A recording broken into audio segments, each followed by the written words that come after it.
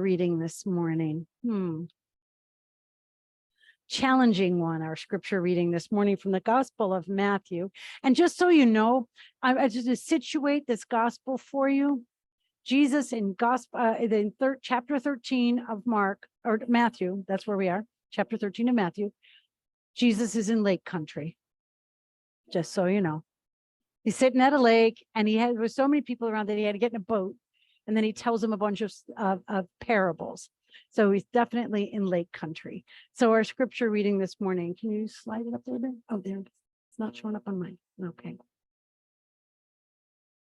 Is it not showing up on mine? There it is. I was looking at myself, and yeah, I know it's a reflection of God, but up close and personal. So here it is from Jesus speaking in lake country. Jesus told them another parable, which means that he's already told them one. And he's going to tell them a couple in this chapter, but we're only going to hear one today. Jesus told them another parable. The kingdom of heaven is like someone who planted good seeds in his field. While people were sleeping, the enemy came and planted weeds among the wheat and went away. When the stalk sprouted and bore grain, there were weeds. Then the weeds also appeared. The servants of the landlord came and said to him, "Master, didn't you plant good seed in your field? Then how is it that it has weeds?" "An enemy has done this," he answered. The servant said to him, "Do you want us to go out and gather them?" The weeds, that is. But the landlord said, "No, because if you gather the weeds, you pull up the wheat along with them. Let both grow side by side until the harvest, and at harvest time, I will say to the harvesters, first gather the weeds and tie them together in bundles to be burned. Then bring the wheat into my barn." And after another parable, Jesus left the crowds and went into his house. His disciples came with him and said, "Explain to us the parable of the weeds in the field." Jesus replied, "The one who plants the good seed is the human one. The field is the world.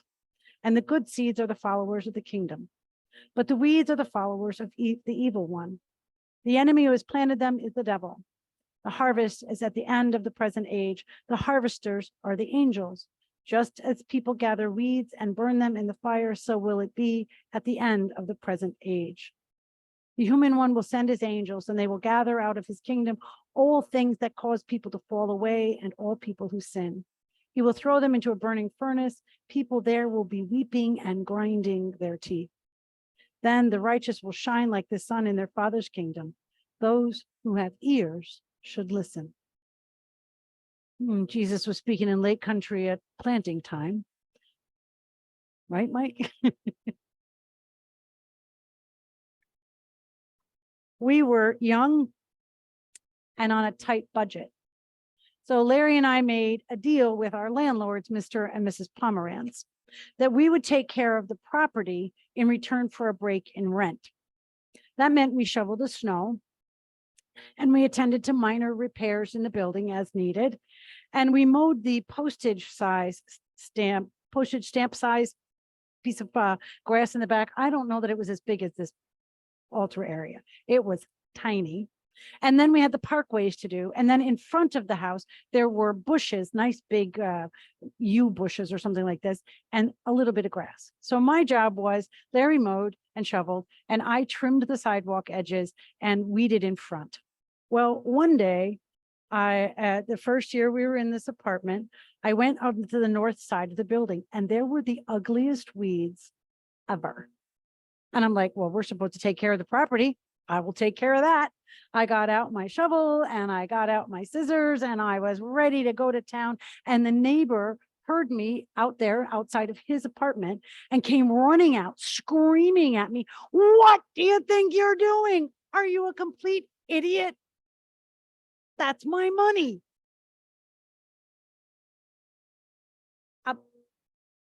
Doesn't look like money to me.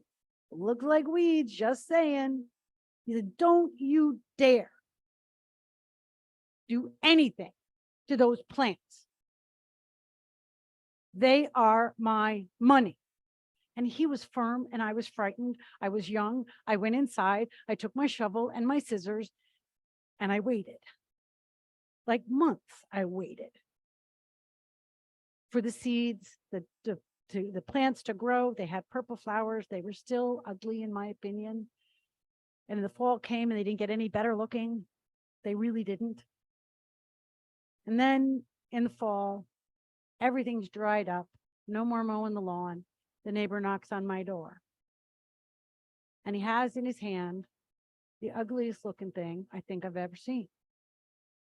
It was a stalk with things on it, and everything looked brown and moldy. Just come on outside. I want to show you something.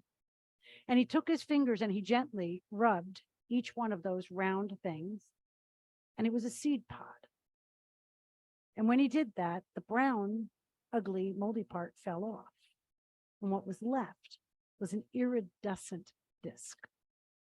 There was a dried flower. It was beautiful for floral arrangements. And now I understood. The plant's name was, some people call silver dollar, some people call money penny. He sold it in the fall at the farmer's market. It truly was his money, but I didn't see it. So that's what it looks like when it's done. Isn't it gorgeous? I had no clue. How many of you have seen that plant before? Yeah. Well, have you seen it growing? It is really not the prettiest plant ever.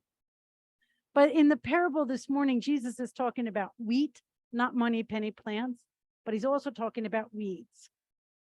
There is a plant, it's called the bearded darnel. I think that's how you say it, darnel, that looks exactly like wheat when it's growing.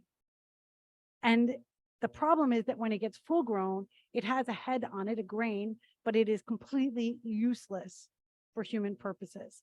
And in this parable, it's growing right alongside the sown wheat, the seed that is freely and abundantly sown by God. Yet the fields end up a yucky, frustrating, messy mixture of good and evil seed. So the servants want to eradicate the useless plants so that the seeds that were intentionally sown can grow and thrive. It's much easier to tend a garden where everything's tidy, is it not? The rows are straight, there are no weeds, it's all good, nothing there to nibble or anything. But how many of you had a garden ever in your life? Is that how they grow? Not generally. And if we play with the metaphor that the field is the world, and we know, both young and old, that the world is hardly a neat and tidy place. It's filled with much beauty and many miracles, right alongside the heartache and the despair that comes when we choose to not live in loving ways. It's a messy place. Was it always so messy? I often wonder and imagine that when Jesus was present, like when you're right in the presence of Jesus, and shortly thereafter with those who knew Jesus personally, physically personally, things would have been a lot clearer. It would have been easy to see how love makes a difference. There would have been one way to understand what Jesus wanted people to do and how to do it, right? But we have 4 gospels, don't we? Each one telling us different stories, each one focused on a different community, each one selecting stories that help that community make sense of their world. So even then, in the early church, there was a messiness. And we only have 4 gospels collected in our scriptures. There were other things that were said.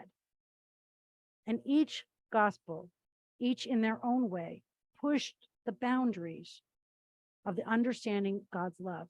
Who gets to do and make the judgments about who's in and who's out? What criteria should be used and why should we care?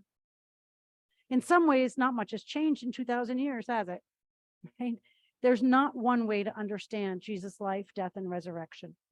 And we know that this parable has not been listened to throughout the whole of Christian history because the church has been broken and shattered and regathered and reformed over and over again, only need to be reformed again.